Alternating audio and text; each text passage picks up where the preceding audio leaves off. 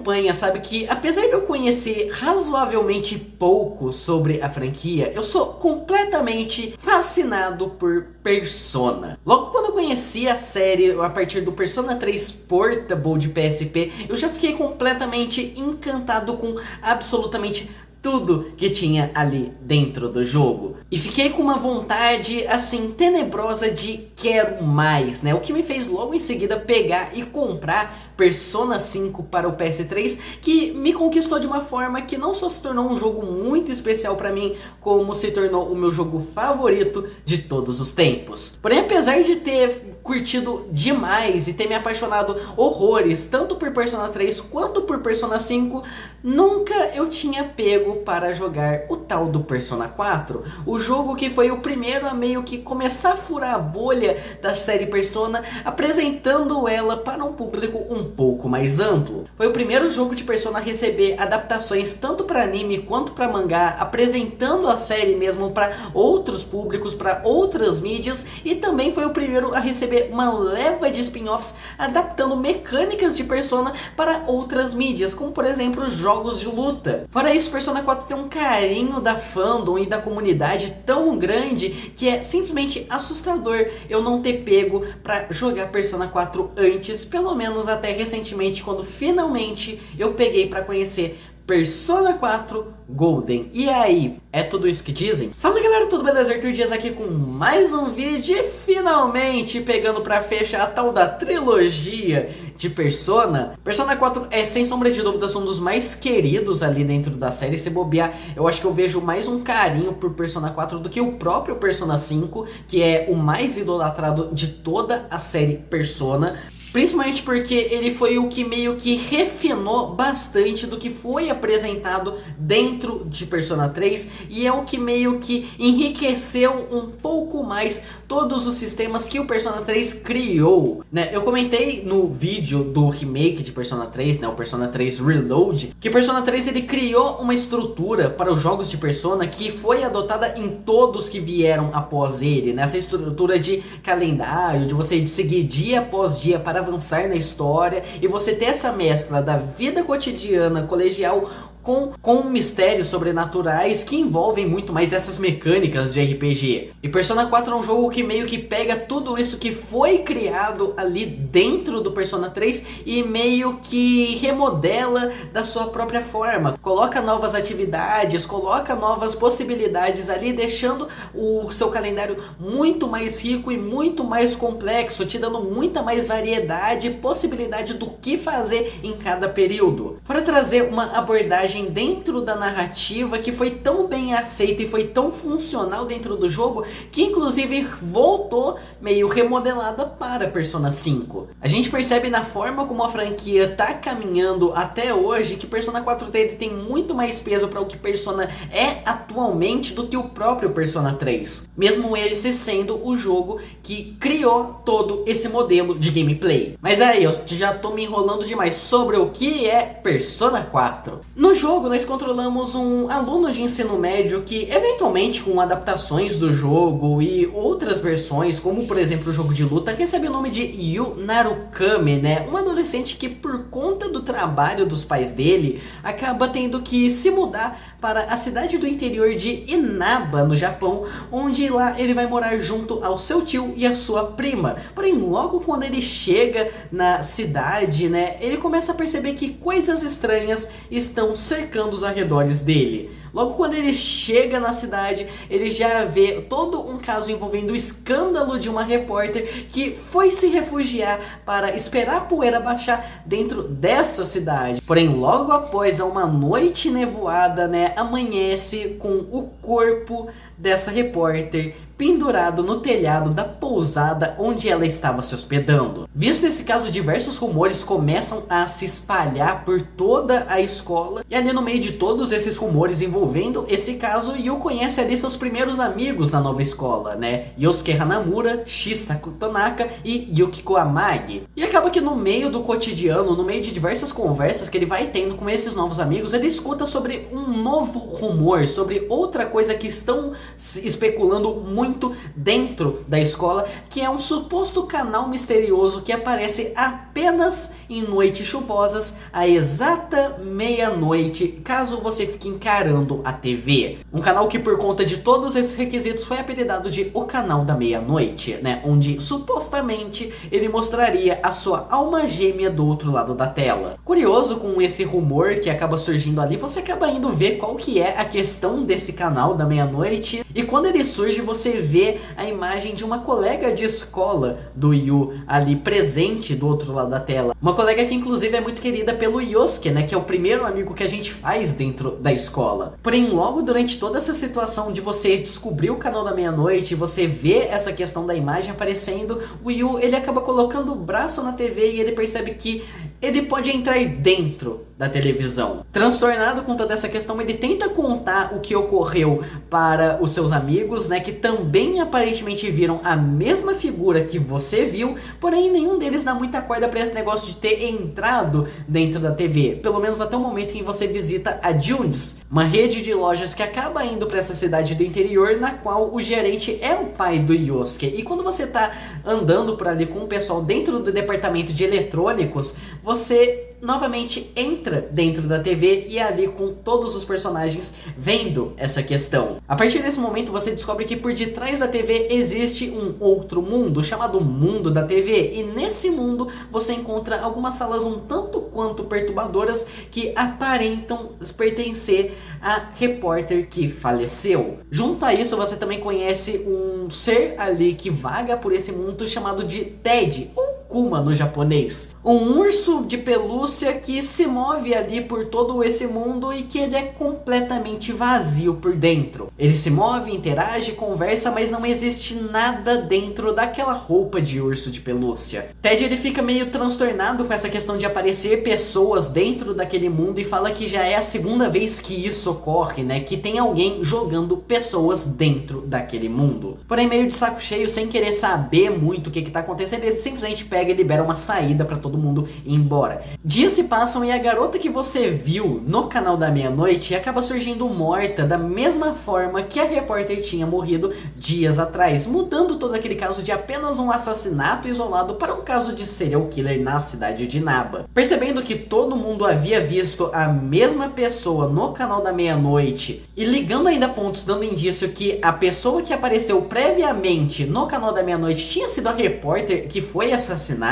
o grupo começa a investigar toda essa questão e volta para o mundo da TV, onde lá eles descobrem que alguém está jogando as pessoas que foram mortas no mundo da TV. E que o clima no mundo da TV, ele é sempre o oposto do clima que você vê no mundo real. Por conta disso, sempre que surge névoa à noite no mundo real, significa que a névoa no mundo da TV, ela dissipa. E com a névoa dissipando, as sombras naquele mundo ficam mais agressivas, atacando as pessoas que estão ali, fazendo com que elas sejam mortas e mandadas de volta para o seu mundo de origem. Pouco tempo depois surge novamente mais uma figura no canal da meia-noite que você descobre que é Yuki Kuamagi, né?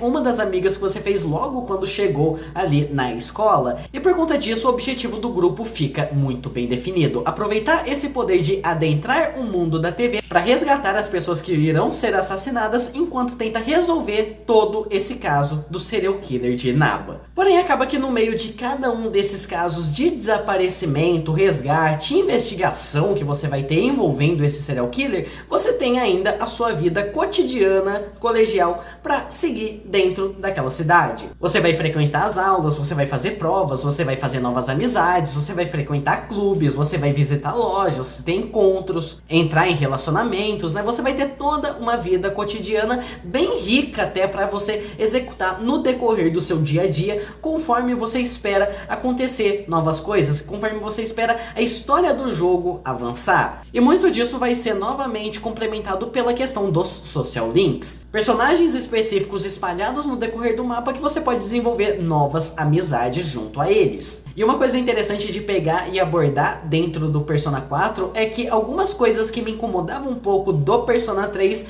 meio que foram corrigidas dentro do Persona 4. Entre elas, o principal ponto é todos todos os personagens que você tem dentro da equipe agora tem um social link. Sem mais aquele negócio de alguns personagens que são importantes para a trama principal e são presentes durante todo o jogo não terem um desenvolvimento mais aprofundado por conta de uma falta de social link. Na real, pelo oposto, grande parte do desenvolvimento desses personagens agora vão estar presentes dentro desses social links. O momento onde eles vão pegar e adentrar a sua equipe é só o começo, a ponta do iceberg do desenvolvimento que eles vão ter, toda a mudança que eles vão ter, tudo que eles vão passar, tudo que eles vão refletir e toda a mudança que eles vão exercer vai estar presente nessas interações opcionais que você vai realizar. Além disso, né, sempre que você for fazendo os social links desses personagens agora, você vai ter certos bônus em combates que esses personagens vão poder exercer. Isso varia desde habilidades que você consegue novas para os personagens para compor o moveset deles,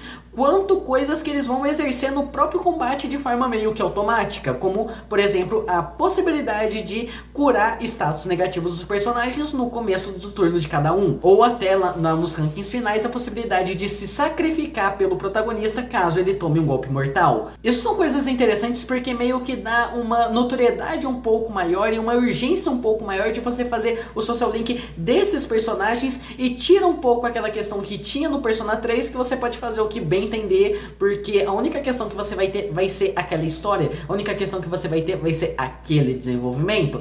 Esses personagens, esses 8 personagens vão ganhar características próprias que vão te ajudar muito no decorrer de todo o jogo. Fora que a questão do segundo despertar de cada personagem, algo que é recorrente em todos os personas, agora ao invés de ocorrer em um momento específico da história, vai acontecer no último ranking do social link dele, ou seja, no momento de maior reflexão, maior mudança e maior impacto da vida daquele personagem, no desenvolvimento daquele personagem, é o momento que a persona dele vai mudar de forma, a persona dele vai mudar de figura. E aproveitando que estamos falando sobre toda essa questão da persona em si, eu acho que é muito interessante pegar a questão do próprio despertar dentro de Persona 4. Isso junto à sua abordagem e temática. Como eu comentei no vídeo de Persona 3, a partir do terceiro jogo, cada jogo acaba pegando para abordar uma temática dentro da psicologia. O próprio termo persona é algo muito recorrente dentro da própria psicologia, né? Sendo essa questão de uma máscara que você veste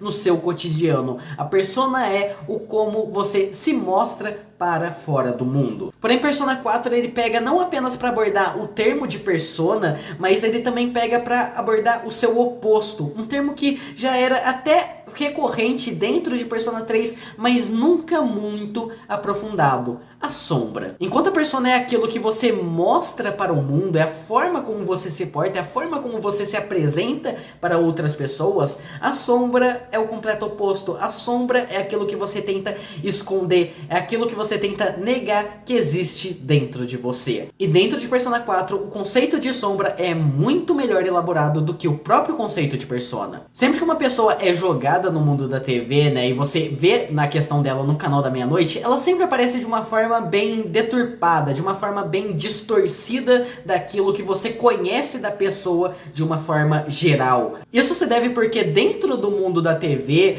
é criado ao redor daquela pessoa que foi arremessada naquele mundo todo um ambiente e uma própria manifestação da sombra daquela personagem. Aquilo que a pessoa tenta negar que ela é, aquilo que a pessoa tenta negar que existe dentro dela, mas que é parte de quem ela é. E essas sombras dos personagens que você vai ter são todos chefes dentro do jogo, que são peças fundamentais dentro da questão do despertar. O despertar de uma persona em Persona 4 só acontece a partir do momento que você aceita aquela sombra como parte de si mesmo. E o motivo pelo qual todas as pessoas estão sendo assassinadas dentro do mundo da TV é justamente por essa questão de negação. Negar quem você é e permitir que essa parte sombria dentro de você te consuma até a morte. Tudo isso porque ao invés de pegar e aceitar aquilo como parte de você e algo para ser desenvolvido em si mesmo, a pessoa resolve mais negar a existência daquela característica. E isso conversa perfeitamente com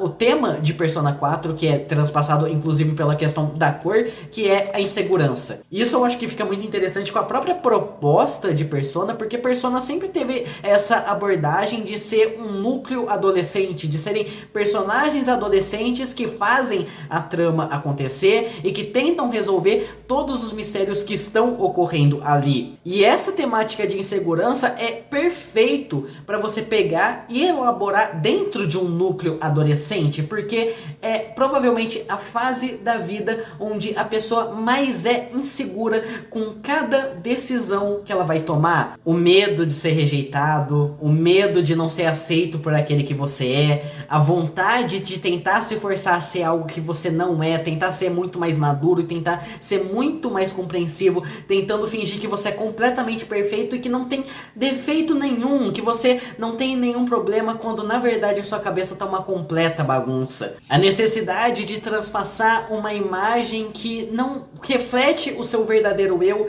simplesmente pelo medo da rejeição, pelo medo da exclusão e pelo medo da decepção. Algo comum e recorrente na vida de diversos adolescentes e que vai ser muito bem abordado e trabalhado no decorrer de todos os personagens do jogo, não apenas os principais, mas inclusive os social links, que vão se variar desde inseguranças profissionais, inseguranças de relacionamento, inseguranças de amores passados e amores futuros, a necessidade de tentar ser perfeito para evitar ser negados por uma pessoa, a necessidade de ser o melhor nos estudos, ser o primeiro lugar, ser o destaque de toda a turma, senão você vai ser uma decepção para sua família, enquanto você vai meio que oprimindo e negando tudo aquilo que realmente faz parte de quem você é. Sem sombra de dúvidas, a temática de Persona 4 é uma das melhores e é uma que mais conversa com toda essa questão de psicológico, de toda essa questão de psicanálise e a própria teoria de persona e sombra. Por mais que toda essa estrutura de persona, sombra e manifestação disso em um outro mundo tenha sido reutilizado após em Persona 5, a gente percebe que a forma como é elaborada dentro de Persona 4 acaba tendo um teor um pouco mais pessoal e você consegue criar um vínculo maior com tudo aquilo que está sendo apresentado, dando muito mais identidade e carisma para os seus personagens, que é sem sombra de dúvidas o ponto mais alto de todo o jogo. Persona 4 é sem sombra de dúvidas o jogo de Persona com o melhor elenco. E de novo, o elenco de Persona 4 ele é tão bem estabelecido e ele tem tanta identidade, ele tem tanto carisma, que você percebe nitidamente que no Persona 5 tentaram reproduzir as exatas mesmas fórmulas dos personagens. Esse é o nível de impacto que Persona 4 tem dentro da franquia. Outra coisa interessante é que, por conta dessa questão do jogo abordar muito essa questão de inseguranças, né, o jogo acaba também pegando uma questão para tratar muito sobre questão de sexualidade. Algo que normalmente me incomodaria, porque eu enxergaria aquilo apenas como fanservice, né, visto que o jogo tem muita piada podre, por assim dizer, muitos momentos dos personagens sendo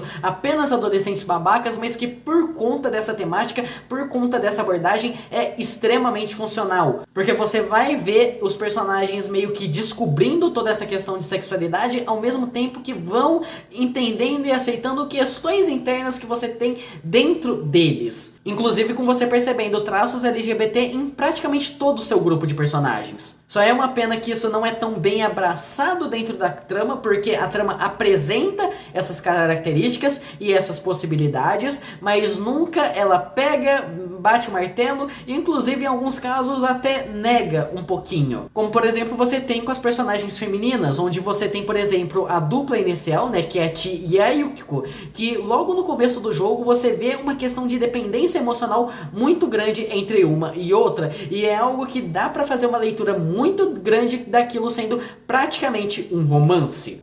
Ela é o meu príncipe. Delícia!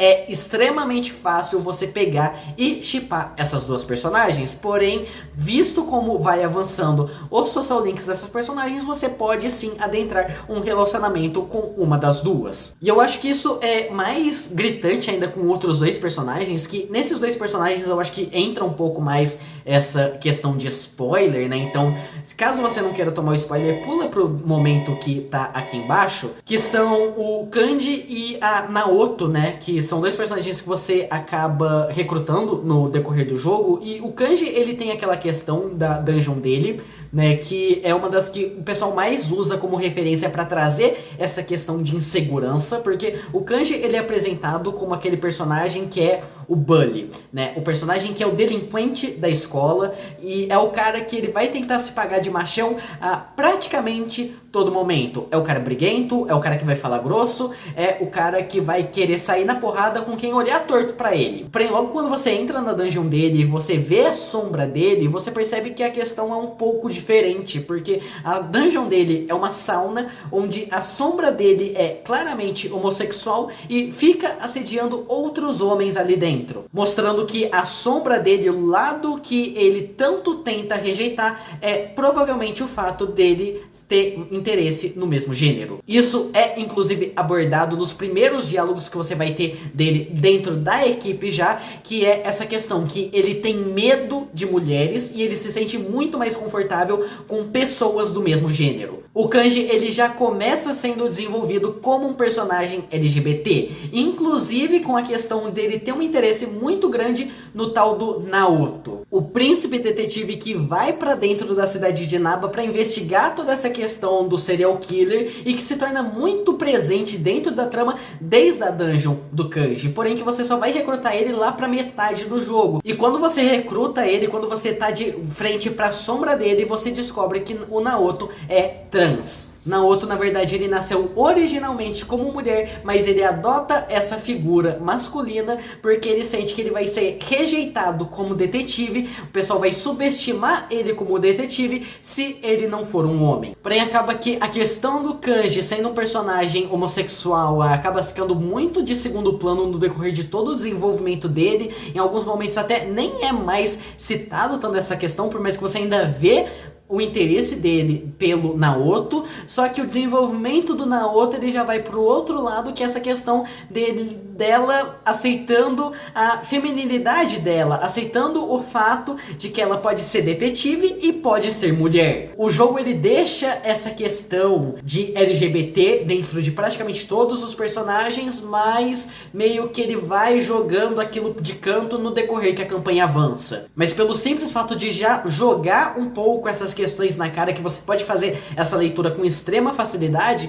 eu acho que eu já pego e admiro um pouquinho, né, o Persona 4, porque é algo que, de novo, conversa extremamente bem com a própria temática do jogo. Porém, uma coisa que eu vou ter que pegar e ressaltar é que se eu adoro a questão das dungeons dentro de conceito e ideia, eu não gosto muito da execução delas. Muito disso porque a execução das dungeons dentro de Persona 4 é praticamente igual à execução do Tartarus dentro de Persona 3. São dungeons que são geradas praticamente tudo aleatoriamente. É uma estrutura muito semelhante a um dungeon crawler, onde basicamente o que vai mudar de uma dungeon e outra é apenas a skin dela. E em algumas, se você tá subindo ou se você tá descendo. Isso eu acabo vendo meio como um grande desperdício, porque no Tartarus até tem um porquê aquilo acontecer, né? Inclusive todo esse lado, né, que é uma torre misteriosa que desde o começo falam que ela muda de formato a cada dia, ela muda de formato cada vez que você passa por ela. E é uma torre que ela é sempre constante, ela vai liberando uma etapa de cada vez conforme você vai avançando no jogo e não é bem obrigatório você sempre ter ela concluída para a história poder avançar. É recomendável porque ali você vai poder farmar, você vai poder ficar mais forte para enfrentar os chefes da história, mas o único momento que vai pegar e falar, olha, eu acho que é uma boa você fechar o Tartarus de uma vez, é o final do jogo. Então essa questão de você criar uma dungeon completamente aleatória numa estrutura de dungeon crawler, no Persona 3 eu não acho tanto incômodo. No Persona 4 é. Ainda mais porque as interações que você vai tendo com as sombras dos personagens e que meio que vai desenvolvendo um pouco mais de quem eles são apresentados apenas por pequenos diálogos que você escuta ali conforme você entra em cada andar. Ao invés de ter cenas ali para desenvolver melhor essa questão, você tem uma ou duas cenas em cada dungeon e as dungeons não apresentam tanta diversidade na forma como elas vão funcionar. Uma ou outra até tenta colocar uma questão de gimmick, mas essas gimmicks é apenas, opa, você vai chegar em um ponto que vai estar barrado, vai ter que voltar lá pra puta que pariu, pegar alguma coisa que vai abrir a porta. Por conta disso, a exploração e o combate acabam ficando até maçantes no decorrer do jogo.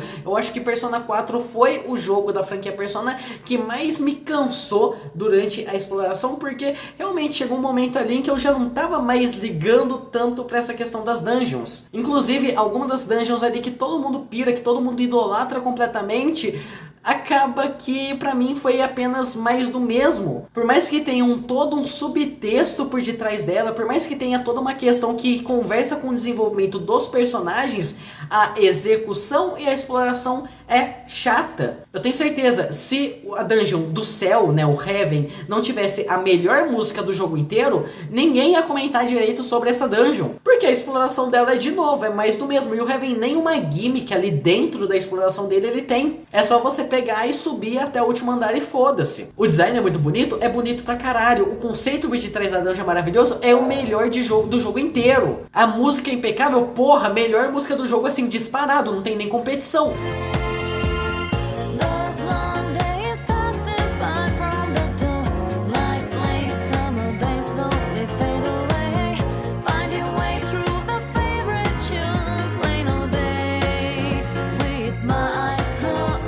Mas é só mais uma dungeon. Acabou que durante o jogo eu me vi muito mais imerso dentro de toda essa parte cotidiana, de toda essa parte mais bullshit até, de apenas você pegando, interagindo com os personagens, tendo pequenos desenvolvimentos de quem eles são e da relação entre eles, né? Até porque Persona 4, ele é um jogo extremamente divertido e engraçado nesses momentos, né? Tem algumas das melhores interações, tem alguns dos melhores eventos, inclusive. Eu me vi a todo momento mijando de rir com algumas partes. Vamos querer, caralho. Eu consegui! Não tá quebrado! Vejo vocês depois! Eu tô dando ré! Ah, eles ainda estão vestidos! Porque a trama principal e esse mistério do serial killer já não estava mais me prendendo muito. Acabou que o momento em que eu peguei e fiquei imerso dentro de todo esse negócio do serial killer foi praticamente quando a gente já tava no pé do cara. Pra você ter uma ideia de como eu tava meio tanto faz pra esse negócio, eu tava muito mais imerso dentro do jogo, dentro de uma trama que inicialmente parecia até secundária e que se mostra relevante depois que você termina a questão do serial killer, que é a trama de pós-game, a trama extra do Golden, que é a história da Mari, que é uma personagem que você conhece desde o começo do jogo, que é te apresentada logo nos primeiros momentos e que é uma segunda assistente da Velvet Room, mas que tem toda uma questão dela tentar descobrir de fato quem ela é. E porra, dá pra dizer que a Mari, ela tem um desenvolvimento de verdade de uma personagem da Velvet Room, visto que a Margaret é uma porta. A Mari, ela tenta reproduzir muito do que é construído ali dentro da Elizabeth, mas da sua própria maneira e com a sua própria identidade. A Mari é uma personagem incrível, com muito carisma, com muita identidade e uma história simplesmente maravilhosa. Tanto que pra mim, a dungeon dela e a dungeon do céu, pra mim são as duas melhores do jogo, assim, disparados, estão pau a pau. Fora que a dungeon da Mari é uma das que tem uma das questões mais únicas ali dentro, que é a questão de você perder todos os seus equipamentos e você ter que reunir recursos únicos dessa dungeon para conseguir pegar e explorar. Porém, eu acho que agora a gente vai ter que entrar um pouco na questão de spoilers, porque eu acho que, sem sombra de dúvidas, a coisa que mais me incomoda e que mais me deixou um gosto meio ruim na boca com Persona 4 foi o final. Não o final, desfecho, última cena e tudo mais, mas a etapa final do jogo, porque o fim do mistério do serial killer não é o fim do jogo, e o que vem depois disso e depois da dungeon da Mari, sei lá, eu não consegui engolir tão bem. Então quem não quiser saber dessa última etapa do jogo e quem é o assassino e tudo mais, pode sair do vídeo, que eu acho que a partir de agora eu não vou complementar mais muita coisa dentro dentro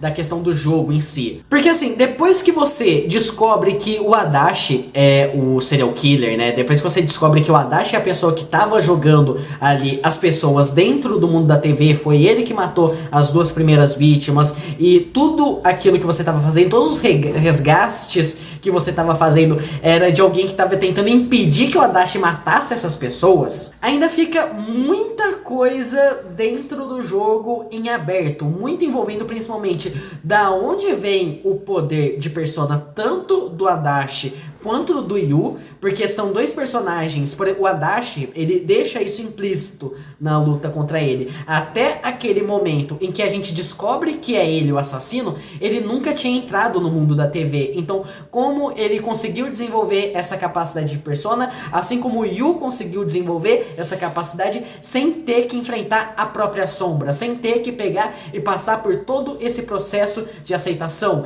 Assim como aquela questão, o que diabos é o mundo da TV? Por que aquele mundo da TV ele existe? Isso é até um pouco desenvolvido, é até um pouco elaborado quando você vê a questão do Deus ali que surge do corpo da Adachi, né, que traz essa questão que o mundo da TV é uma forma de fazer as pessoas se conhecerem melhor, é uma forma de fazer as pessoas terem uma noção maior de quem é um ao outro, né, é uma forma de realizar esse desejo e esse anseio das pessoas. Algo que, querendo ou não, é algo que foi executado ali dentro do jogo e tudo mais, é algo que realmente aconteceu, você só conheceu e desenvolveu melhor uma amizade com todos aqueles personagens porque o mundo da TV existia. O ponto é que mesmo depois desse chefe, ainda tem ponta solta, você não sabe o porquê que o mundo da TV foi criado, o porquê que você teve esses poderes, você não sabe nada. Então você tem esse indício, tá? O jogo ele vai continuar de alguma forma. O que eu não gosto é que até chegar o último dia do Yu na cidade de Naba,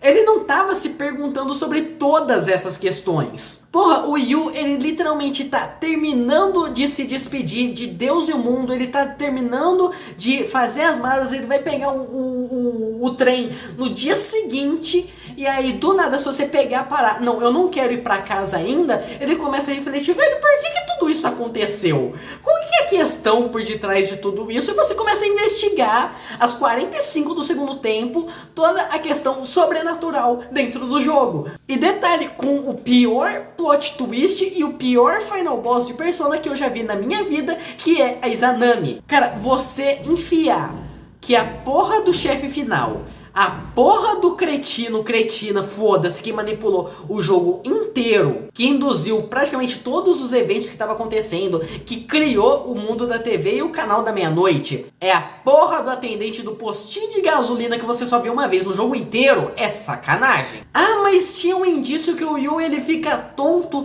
depois que toca na mão do cara ali, não sei o que. Cara, é um personagem que ele aparece por 10 minutos e some. E aí, no momento final, no último dia do jogo, você me inventa que ele era o personagem mais importante dessa desgraça inteira. Que pior, né? Se não fosse essa questão do Yu botar a mão na cabeça, juntar com todo mundo. Ô, gente, tá faltando isso aqui, né? Você poderia sair da cidade tranquilamente, que não tava acontecendo merda nenhuma, e a gente não tem noção direito do que poderia acontecer se você não resolvesse essa treta da Izanami. Porque o Adachi tá preso, não tá caindo mais ninguém no mundo da TV, a Nanako se recuperou, a Neva sumiu, tá, e aí, o que acontece? Ah, tem a possibilidade dos outros dois voltarem caso isso seja o desejo da humanidade. É uma possibilidade, inclusive daria abertura para talvez fazer uma sequência, não sei, mas não, eles colocam uma finalização de mistério às 45 do segundo tempo da forma mais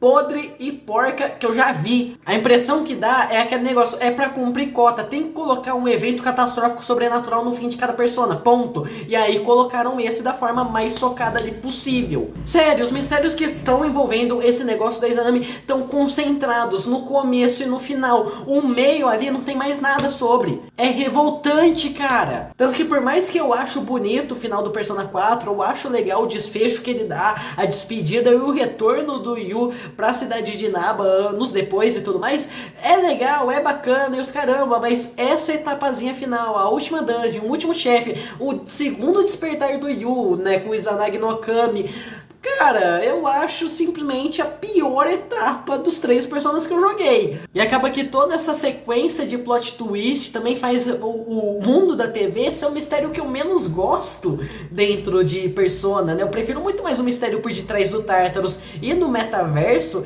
que são duas coisas que vão sendo elaboradas e discutidas e questionadas a praticamente todo momento das campanhas, né? Do que o próprio mundo da TV. O mundo da TV ele apresenta o conceito mais interessante ali, né? Ele apresenta a melhor abordagem para toda essa questão de dungeon e o introspectivo dos personagens, mas o que tá por detrás do mundo da TV é simplesmente tenebroso. Depois do remake do Persona 3, começou muito a se especular sobre a possibilidade da Atlus talvez fazer outros remakes de Persona, e muito tá sendo dito sobre a possibilidade de um remake do Persona 4. E, cara, se realmente tiver, e eu quero muito que tenha um remake do Persona 4, eu acho que a coisa que eu mais torço pra fazerem é colocar mais indícios de toda essa questão do final e talvez até adiantar algumas coisas dessa última etapa para outros momentos no decorrer do jogo, antes de você ter isso como o desfecho. Além de, claro, né, pegar e retrabalhar toda essa questão das dungeons. Cara, se pegarem e fizerem uma abordagem das dungeons de Persona 4 na mesma estrutura que construíram as dungeons do Persona 5, puta que pariu! Nossa, vira 11 o Persona 4. Vira, assim, um jogo simplesmente espetacular. Porque, como eu falei, o Persona 4, ele pega e dá alguns pequenos retoques na fórmula que o Persona 3 criou. O Persona 5 pega e eleva esses retoques do Persona 4 para outro patamar. Persona 5 pega e reaproveita tudo do Persona 4 e leva para outro nível. Então eu acho que se a gente visse um remake do Persona 4, mais ou menos nos moldes que a gente teve o Persona 5 mesmo, puta que pariu, a gente não para a Atlus. Porque pra mim, os pontos mais fracos é as dungeons, né, em questão de gameplay, e a etapa final. Enfim, é isso, minha review gigantesca sobre Persona 4. Comentem aqui embaixo o que vocês acham sobre Persona 4, né, o que vocês acham da história dele, sobre o desenvolvimento, personagens e tudo mais. Qual o seu Persona favorito? E é isso, eu vou ficando por aqui, a gente se vê no próximo vídeo. Falou!